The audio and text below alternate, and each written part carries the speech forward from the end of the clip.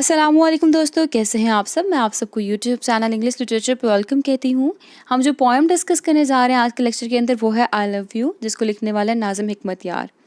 Previously हम लोगों ने नाज़िम हिकमत यार की द मिनिएचर वुमेन को डिस्कस किया। उसमें हम लोगों ने राइटर को इन डिटेल कवर कर लिया था कि राइटर कौन थे, कहाँ से बिलोंग करते थे, इनका इम्पोर्टेंट वर्क्स कौन से था और कैसे इनकी डेथ हुई थी, सो ऑन।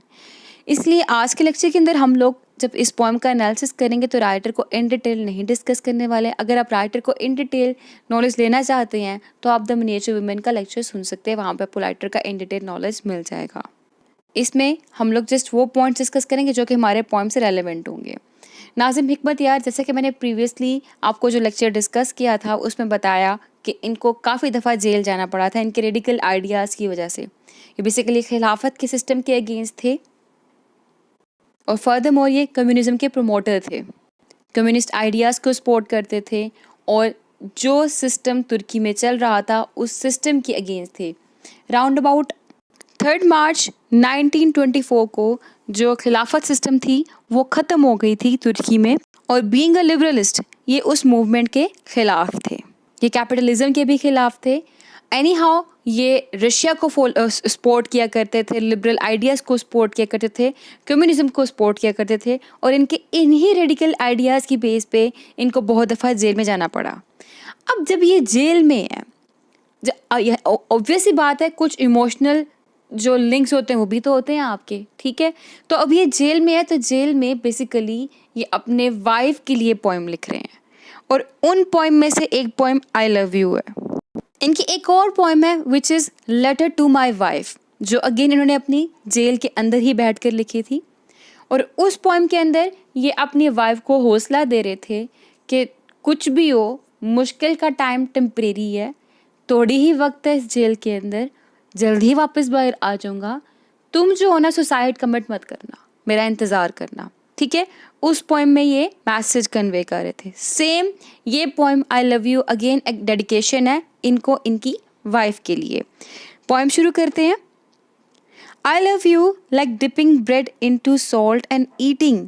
कहते हैं मैं आपसे मोहब्बत करता हूँ। कितनी मोहब्बत करता हूँ? Like dripping bread, dipping bread, एक ब्रेड को डिप कर रहे हैं इनटू सॉल्ट, नमक के अंदर, एंड ईटिंग, और उसको खा रहे हैं।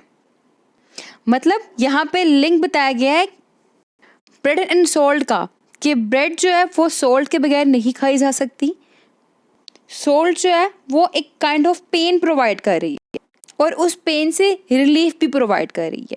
कैसी पेन, कैसे रिलीफ, वो जब हम फर्दर एनालिसिस करेंगे हमें क्लियर हो जाएगा। तो एनी हाउ कहता है like dipping bread into salt and eating, कि एक ब्रेड को सॉल्ट के अंदर डिप करके खाना। Like waking up at night with high fever, कि अब बहुत तेज़ बुखार है और बहुत तेज़ बुखार में अचानक रातों को उठ जाता है बंदा, और रातों को उठ के किसको याद कर रहा है? कहता है अपनी वाइफ को मिस कर रहा हूँ। कहता है इस तरह से मैं तुमसे मोहब्बत करता हूँ। फिर कहता है and drinking water with the tap in my mouth. अब कहता है टूटी के साथ पानी पी रहा है, ठीक है, एक टैप खोला है, उस टैप को मुंह में डाला हुआ है और उसके साथ पानी पी रहा है, और ये सब क्या है? डिफ़िकल्ट सिचुएशन है। कहता है इन डिफ़िकल्ट सिचुएशन में भी still I love you. Like unwrapping the heavy box from the postman. अब पोस्टमैन उसको हैवी बॉक्स देके जाता है, उसको अनरैप करता है with no clue what it is. अब पता भी नहीं उसके अंदर है क्या। फ्लटरिंग हैप्पी डाउटफुल, कहता है कि उसको देख के बहुत खुश हो रहा होता हूँ और क्या है कि डाउटफुल भी हो रहा होता हूँ। और ये डाउटफुल और हैप्पी फीलिंग्स क्यों है? कि हो सकता है उस हैवी बॉक्स के अंदर बेसिकली उसकी जो वाइफ है उसने कुछ भेजा हो। मतलब still and each and every time जो भी इसे जेल में वक्त गुजारा है उस वक्त में वो अपनी वाइफ को मिस कर रहा है एंड कह रहा है आई लव यू। कहते हैं यानी कि अब वो जब डिपिंग ब्रेड को सॉल्ट के अंदर डिप करके खा रहा है, ये क्या है? ये टेस्ट तो नहीं प्रोवाइड कर रहा, लेकिन एक डिफ़िकल्ट सिचुएशन, एक पेनफुल सिचुएशन क्रिएट कर रहा है। कहता है इवन कि मैं इतनी वर्स्ट कंडीशन में हूँ, इतनी पेनफुल कंडीशन में हूँ, स्टिल आई लव यू।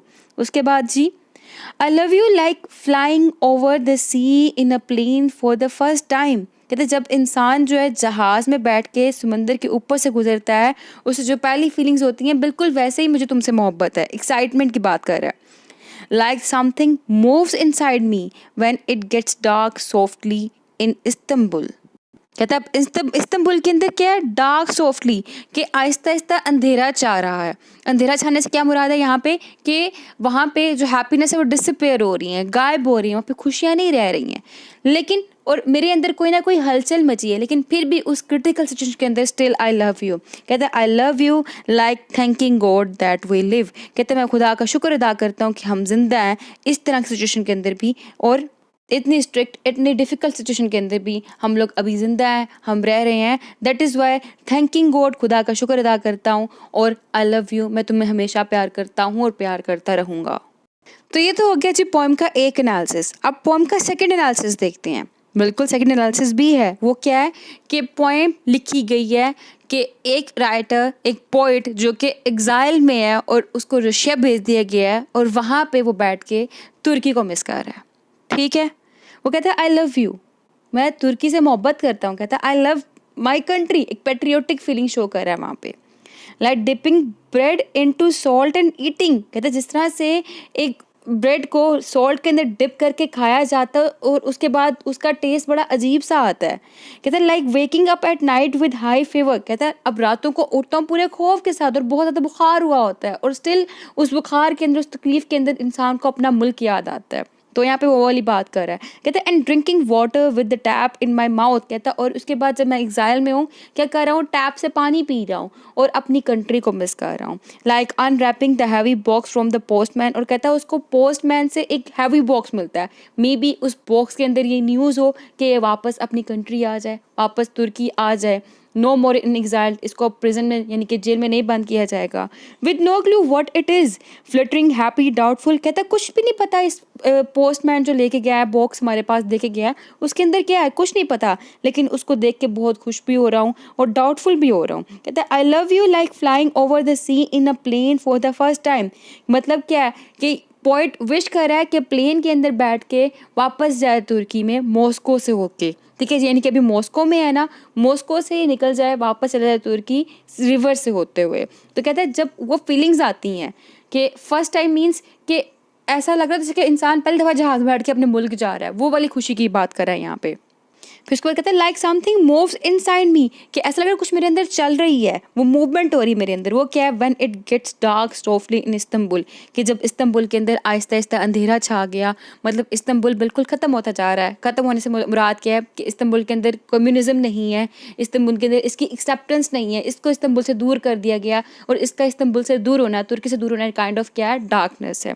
कहता है आई लव यू, मैं स्टिल अपनी कंट्री से मोहब्बत करूँगा, like thanking God that we live, और शुक्र अदा करूँगा खुदा का कि हम अभी ज़िंदा हैं, हम रह रहे हैं। ठीक है, तो एक एंगल हम देखें तो ये एक लव पोएम इसकी वाइफ को डेडिकेशन भी हो सकती है, और दूसरा एंगल हम देखें ये एक लव पोएम इसकी अपनी कंट्री से मोहब्बत भी हो सकती है। ठीक है, हमने दोनों एंगल से इस पोएम को डिस्कस कर लिया है। तो आई होप कि आपको इस पोएम का एनालिसिस क्लियर हो चुका होगा दोनों पर्सपेक्टिव से, क्योंकि आप लिटरेरी स्टूडेंट हैं, लिटरेचर के स्टूडेंट हैं, तो आप मैक्सिमम जितना एनालिसिस करेंगे आपका वर्क को, आपके वर्क्स को उतना ही अप्रिशिएट किया जाता है। तो thank you so much for watching this video. फिर मिलते हैं नेक्स्ट वीडियो में नेक्स्ट लेक्चर के साथ, तब तक दुआ में खास याद रखिएगा। अल्लाह हाफिज़।